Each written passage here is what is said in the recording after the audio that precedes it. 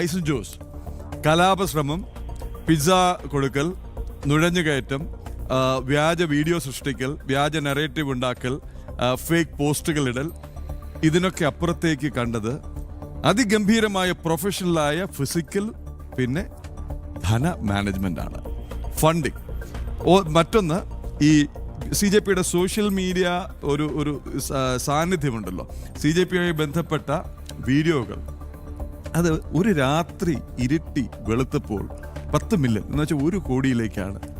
അത്ര വലിയ കണ്ടന്റ് ഒന്നും ഉണ്ടായിരുന്നില്ല. അപ്പോൾ ഇതൊക്കെ നേരത്തെ പറഞ്ഞതിന്റെ എക്സ്റ്റൻഷനാണ്. ഇതൊക്കെ ഓപ്പറേറ്റ് ചെയ്തിരുന്ന ബോട്ടുകൾ നിയന്ത്രിച്ചിരിക്കുന്നത് ഇവിടെ നിന്നല്ല എന്ന് വേണം കരുതാൻ. 3, ഈ പറയുന്നതിനൊക്കെ അപ്പുറത്തേക്ക് ഹവാല റൂട്ടിൽ പണ്ടത്തെ ഈ നോട്ട് നിരോധനം വന്നപ്പോൾ അടഞ്ഞു പോയ ഹവാല റൂട്ട് വീണ്ടും സജീവമാക്കി എന്നുള്ളതിന്റെ കൃത്യമായ സൂചനകളും ഈ അന്വേഷണ ഏജൻസികൾ കണ്ടെത്തിയിട്ടില്ലേ?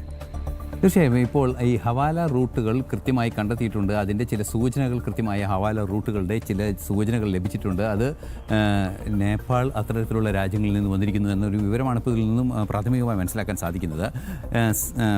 പറഞ്ഞ പോയിന്റിൽ നിന്ന് തന്നെയാണ് ഞാൻ തുടർന്ന് ചർച്ച ചെയ്യാനും തുടർന്ന് വിശദീകരിക്കാനും താല്പര്യപ്പെടുന്നത്. അതിലേറ്റവും പ്രധാനപ്പെട്ട ഘടകം എന്ന് പറയുന്നത് ഈ ഹവാല റൂട്ട് തന്നെയാണ്. ഹവാല റൂട്ട് എന്ന് പറയുമ്പോൾ നമ്മൾ അടിസ്ഥാനപരമായി ഈ കള്ളപ്പണ ഇടപാടുകളെക്കുറിച്ച് പഠിക്കുമ്പോൾ ഈ ഹവാല ഇടപാട് കള്ളപ്പണത്തിൽ, അതായത് ഈ ഡോളർ എക്സ്ചേഞ്ച് ചെയ്യുന്ന കള്ളപ്പണത്തിൻ്റെ എക്സ്ചേഞ്ച് കമ്മീഷൻ ലാഭിക്കുന്നതിന് വേണ്ടി നടത്തുന്ന ഒരു തട്ടിപ്പാണ് ഈ ഹവാല എന്ന് പറയുന്ന ബേസിക്കായ പരിപാടിയെങ്കിൽ, ഇപ്പോൾ ഈ ഹവാലയുടെ മറ്റൊരു സാധ്യത കൃത്യമായും ഇത്തരത്തിൽ ചില ഉപയോഗങ്ങൾ നടത്തുക എന്നതാണ്. അതിൻ്റെ ഭാഗമായി ഈ പണം ഇപ്പോൾ ഈ ഹവാല വഴി ഒരു രാജ്യത്തിൽ നിന്ന് മറ്റൊരു രാജ്യത്തേക്ക് വരുമ്പോൾ ഒരു രാജ്യത്ത് അതിൻ്റെ ഒരു പ്രതിനിധി എന്ന് നിയമപരമായി പറയാൻ പറ്റില്ല, ഒരാളുണ്ടാവും, ഒരു ഏജൻറ്റ് ഉണ്ടാവും, അല്ലെങ്കിൽ അതിൻ്റെ ഒരു ബന്ധപ്പെട്ട വ്യക്തി ഉണ്ടാവും. ഇന്ത്യയിൽ ഒരാൾ, അടുത്ത അയൽരാജ്യം ഏതാണെങ്കിൽ ഞാൻ അയൽരാജ്യത്തിൻ്റെ പേര് കൃത്യമായി പറയുന്നില്ല, കാരണം ഏതെങ്കിലും സാഹചര്യവശാൽ അത് തെറ്റായി പോയാൽ നാളെ ആ സൗഹൃദത്തിൻ്റെ വിഷയത്തിൽ അതൊരു തെറ്റായ പ്രസ്താവനയാവും. അതൊരു ശരിയായ രീതിയല്ലല്ലോ. മാധ്യമപ്രവർത്തനത്തിൻ്റെ അടിസ്ഥാന തത്വം പറയും ഒരു വിദേശ രാജ്യത്ത് ഒരു വ്യക്തി ഉണ്ടായിരിക്കും. ആ വിദേശ രാജ്യത്ത് ലഭിക്കുന്ന പണം കൃത്യമായും ഇവിടെ ഒരു വ്യക്തി ഇവരുടെ കയ്യിൽ ഏൽപ്പിക്കുന്നു. ഇത് ട്രാൻസാക്ഷൻ നടന്നതായി യാതൊരു തെളിവും വരില്ല. ഞാനിപ്പോൾ എൻ്റെ കയ്യിലുള്ള ഒരു 10,000 രൂപ ഗൗതത്തിനെ ഏൽപ്പിച്ച അതേ രീതിയേ അതിനുണ്ടാവുള്ളൂ. പക്ഷേ അതിൻ്റെ ഇടപാടുകൾ നടക്കുന്നത് മറ്റിടങ്ങളിലാണ്. അത് പല രീതികളിലുള്ള പ്രസ്ഥാനങ്ങളും അതിന് പിന്നിൽ പ്രവർത്തിക്കുകയും ചെയ്യും. അങ്ങനെ പ്രവർത്തിക്കുന്ന ഒരു പ്രസ്ഥാനത്തിൻ്റെ ഭാഗമാകുമ്പോൾ ഈ പാകിസ്ഥാനിൽ നിന്നാണ് എന്ന് കരുതുക, പാകിസ്ഥാനിൽ നിന്നാണ് വരുന്നതെങ്കിൽ പാകിസ്ഥാനിലുള്ളൊരു സ്ഥാപനം ഇന്ത്യയിലുള്ളൊരു സ്ഥാപനം അല്ലെങ്കിൽ ഇന്ത്യയിലുള്ളൊരു വ്യക്തിയുമായി ഈ ഇടപാട് നടത്തുന്നു എന്ന് പറയുമ്പോൾ ആ ഇടപാട് നടത്തുന്നൊരു സംവിധാനം ഇവിടെ നിലനിൽക്കുന്നു എന്നതാണ്. അവിടെ നിന്ന് കുറച്ചുകൂടെ കടന്നു ചിന്തിച്ചാൽ അതൊരു സ്ലീപ്പർ സെല്ലിൻ്റെ സ്വഭാവം അതിനുണ്ട് എന്നതാണ്. ആ സ്ലീപ്പർ സെല്ലിൻ്റെ സ്വഭാവമാണ് അടിസ്ഥാനപരമായി ഇപ്പോൾ കാണാൻ സാധിച്ചത്. ഹവാല ഇടപാട് വഴി വന്ന പണം കള്ളക്കടത്തായി ആയുധങ്ങളും അതിർത്തി കടന്നുള്ള ഭീകരത വഴി ആയുധങ്ങൾ എത്തിയിട്ടുണ്ടാകാം, മയക്കുമരുന്ന് എത്തിയിട്ടുണ്ടാകാം. മയക്കുമരുന്നാണ് പ്രധാനമായും വരിക. ഒരു പക്ഷേ മയക്കുമരുന്ന് കൊടുത്തിട്ടായിരിക്കാം ആളെ റിക്രൂട്ട് ചെയ്തത് ഈ ഭീകരതയ്ക്കൊക്കെ. അത്തരത്തിൽ ഭീകരതയ്ക്ക് മയക്കുമരുന്നാവാം, ആയുധങ്ങളാവാം. ഈ ആയുധം പിടിച്ചെടുത്തു എന്ന് നേരത്തെ പറയുകയും ചെയ്തല്ലോ. 3 പിസ്റ്റൾ പിടിച്ചെടുത്തു, അതിൻ്റെ പെട്രോൾ ബോംബ് പിടിച്ചെടുത്തു. പെട്രോൾ ബോംബൊക്കെ ഇവിടെ പ്രാഥമികമായി ലോക്കലായി ഉണ്ടാക്കിയതായിരിക്കാം, കാരണം അത് അറിയാമല്ലോ അങ്ങനെ ഉണ്ടാക്കാൻ സാധിക്കും. അതെങ്ങനെ ഉണ്ടാക്കുന്നത് ഇപ്പോൾ പറയാൻ പാടില്ലല്ലോ. അങ്ങനെ പെട്രോൾ ബോംബൊക്കെ ഉണ്ടാക്കിയതായിരിക്കും. പക്ഷേ പിസ്റ്റളുകളൊക്കെ കിട്ടുന്നത് എങ്ങനെയാണ്? പിസ്റ്റളൊന്നും ഇന്ത്യയിൽ വാങ്ങാൻ പറ്റില്ല. പെട്ടെന്നൊന്നും വാങ്ങണമെങ്കിൽ ഒരുപാട് റെഗുലേഷൻ ഉണ്ട്. അതായത് ADMൻ്റെ അനുവാദം മേടിക്കണം, പോലീസിൻ്റെ അനുവാദം മേടിക്കണം, ഫോറസ്റ്റിൻ്റെ അനുവാദം മേടിക്കണം, കസ്റ്റംസിൻ്റെ അനുവാദം മേടിക്കണം. ഇതൊക്കെ കഴിഞ്ഞാണ് പിസ്റ്റൾ എത്ര, തിര എത്ര എന്നൊക്കെ അറിയാൻ പറ്റുക. അത് വലിയൊരു സങ്കീർണമായ സംവിധാനമാണ് ഒരു തോക്ക് വാങ്ങുക എന്നുള്ളത്. അത്തരത്തിലൊരു തോക്ക് വാങ്ങാനുള്ള സംവിധാനമൊന്നും ഇന്ത്യയിൽ നടക്കുന്ന കാര്യങ്ങളല്ല. അപ്പോൾ ഈ ഹവാല വഴി അല്ലെങ്കിൽ ഈ കള്ളക്കടത്ത് വഴി തോക്കും എത്തിയിരിക്കുന്നു. ഈ എത്തിയിരിക്കുന്ന തോക്കുകളുമായി അവരവിടെ എത്തിയിരിക്കുന്നു. ഈ എത്തിയവർ, എനിക്ക് ബലമായ സംശയം അവർ പഞ്ചാബിൽ നിന്നാണ് വന്നത് എന്നതുകൊണ്ട് തന്നെ അതൊരു ഖലിസ്ഥാൻ മൂവ്മെൻറ്റിൻ്റെ സ്വഭാവം അതിനുണ്ട്. അവർ ഖലിസ്ഥാനികളാവാൻ സാധ്യതയുണ്ട്. ഖലിസ്ഥാനികൾ പണ്ട് ചെയ്തത് ഓർമ്മയുണ്ട്. 80കളുടെ തുടക്കത്തിലൊക്കെ ഖലിസ്ഥാനികൾ ചെയ്തു വെച്ചിരുന്ന പരിപാടികൾ ഈ എന്താണോ കശ്മീരിൽ അവർ ചെയ്തിരുന്നത് ഇപ്പോൾ ചെയ്യുന്നത് അതിൻ്റെ മറ്റൊരു രൂപമായിരുന്നു. പഞ്ചാബിനെ വിഘടിപ്പിക്കാനുള്ള പരിപാടിയായിരുന്നു. പഞ്ചാബ് വിഘടിപ്പിച്ചാൽ വലിയ കാര്യങ്ങളുണ്ട്. കാരണം അന്ന് ഈ പ്രശ്നം നടക്കുന്ന വേളയിൽ പഞ്ചാബിലെ ഒരു പ്രതിശീർഷ വരുമാനം, അതായത് പെർ ക്യാപിറ്റ ഇൻകം എന്ന് പറയുന്നത് ഇന്ത്യക്കാരൻ്റെ പെർ ക്യാപിറ്റ ഇൻകത്തിലെ സ്റ്റേറ്റ് വൈസ് അനാലിസിസിൽ 1ാം സ്ഥാനത്ത് നിൽക്കുന്ന വരുമാനമായിരുന്നു. കാരണം 5 നദികളാണ്, വലിയ കൃഷിയുണ്ട്, വൻതോതിൽ കൃഷി നടക്കുന്ന സ്ഥലമാണ്, അത്തരത്തിൽ വ്യവസായങ്ങളുണ്ട്, അതൊക്കെ വലിയ കാര്യങ്ങളുണ്ട് പഞ്ചാബിൽ. അതുകൊണ്ട് തന്നെ പഞ്ചാബിനെ അവരോടൊപ്പം ചേർക്കുക എന്ന ലക്ഷ്യത്തോടെയാണ് അന്ന് കൃത്യമായ നീക്കങ്ങൾ നടന്നത്. അതിനുശേഷം ഹോക്കി ഫെഡറേഷൻ ചെയർമാനൊക്കെ ആയിരുന്ന KPS ഗില്ലിൻ്റെ അതിശക്തമായ ഇടപെടലുകളൊക്കെ നമ്മൾ വന്ന വാർത്തകളിൽ വീരോചിത കഥാപാത്രം, ഒരു വീരനായി നമ്മൾ കഥാപാത്രമായി കണക്കാക്കി IPS കാരനാവാനൊക്കെ കുട്ടികൾ കൊതിച്ചിരുന്നൊരു കാലം ഈ KPS ഗില്ലിൻ്റെ ചരിത്രത്തിൽ നിന്ന് സ്പോർട്സ്മാൻ ആയിരുന്നു, അത്തരത്തിൽ പല ക്വാളിറ്റിയുള്ള മനുഷ്യനായിരുന്നു. അത്തരത്തിൽ ആ പഞ്ചാബിൻ്റെയും ഖലിസ്ഥാൻ്റെയും ആ സ്വഭാവം, ഖലിസ്ഥാൻ്റെയും ഭീകര സ്വഭാവം പഞ്ചാബിൽ നിന്ന് അത്തരത്തിൽ പഞ്ചാബിൽ ഖലിസ്ഥാൻ ഭീകര സ്വഭാവമുള്ളവരെ നിലനിർത്തുന്നു എന്നതിന് കാനഡയിലും അമേരിക്കയിലും ഒക്കെ ഉണ്ടാകുന്ന പ്രശ്നങ്ങളുണ്ടല്ലോ, ഗുർപന്ത് സിംഗ് പന്നുവിൻ്റെ വിഷയങ്ങളൊക്കെ ഉണ്ടല്ലോ, അവരൊക്കെ ഇതിൽ ഇൻവോൾവഡ് ആവാൻ സാധ്യതയുണ്ട്. ഈ പറഞ്ഞ ഗുർപന്ത് സിംഗ് പന്നു എന്ന് പറയുന്ന വ്യക്തി 6 for Justice എന്ന് പറയുന്ന അതിൻ്റെ നേതാവ് ഇതിന് പിന്തുണ പ്രഖ്യാപിക്കുകയും ചെയ്തിരുന്നു.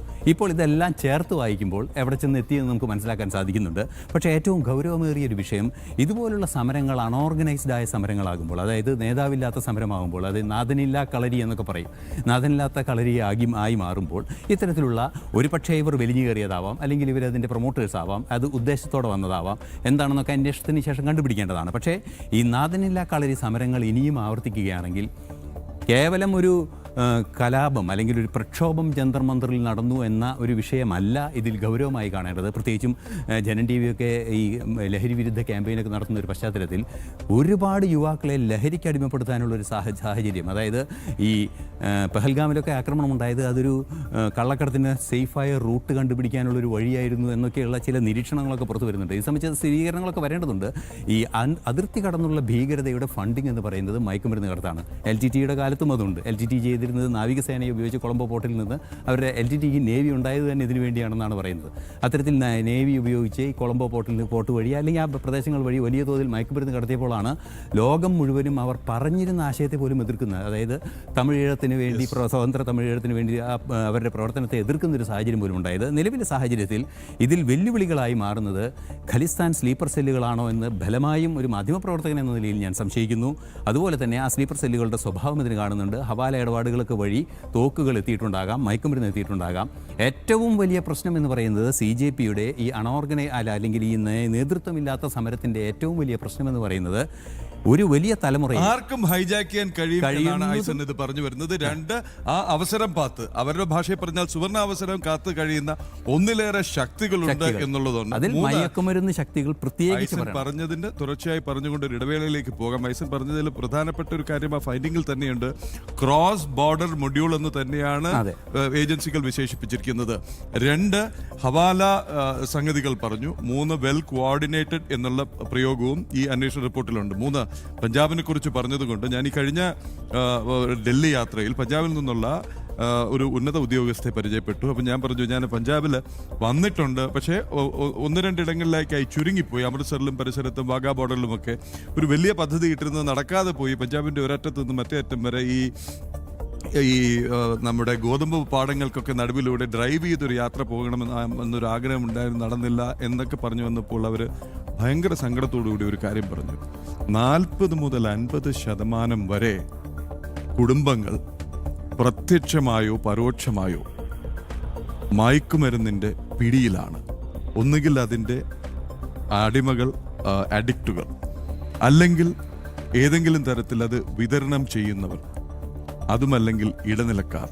അത്ര രൂക്ഷമായി, ഭീകരമായി ശ്രദ്ധിക്കണം. നമ്മുടെ ആഭ്യന്തരമന്ത്രി ആവർത്തിച്ച്, ഗൗതമിനൊക്കെ അറിയാം, വർഷത്തിൽ ഒരു തവണയെങ്കിലും മുതിർന്ന മാധ്യമപ്രവർത്തകരെ വിളിച്ചു കൂട്ടുമ്പോൾ അദ്ദേഹം ആദ്യം പറയുന്നൊരു സംഗതിയും അതിൻ്റെ സാധനവും ഇത് ഇറാഡിക്കേറ്റ് ചെയ്യണമെന്നുള്ളതാണ്. അതിഭയങ്കരമായ ഭീഷണിയാണ്. എന്തുകൊണ്ടെന്ന് വെച്ചാൽ അതൊരു യാഥാർത്ഥ്യമാണ്. ഇതുപോലെ ഒരു സുവർണ ക്ഷേത്രമിരിക്കുന്ന സുവർണമായ ഒരു സംസ്ഥാനത്തെ ഈ പറയുന്ന ശക്തികൾ വഴി തന്നെയാണ്. അത് ഒരു ഭാഗത്ത് ഒരു കൂട്ടർക്ക് പണമുണ്ടാക്കാനാണെങ്കിൽ, മറുഭാഗത്ത് മറ്റൊരു തരത്തിലുള്ള ഐസൻ പറഞ്ഞ മറ്റുള്ളൊരു ഭീകര പ്രവർത്തനം കൂടിയാണ്.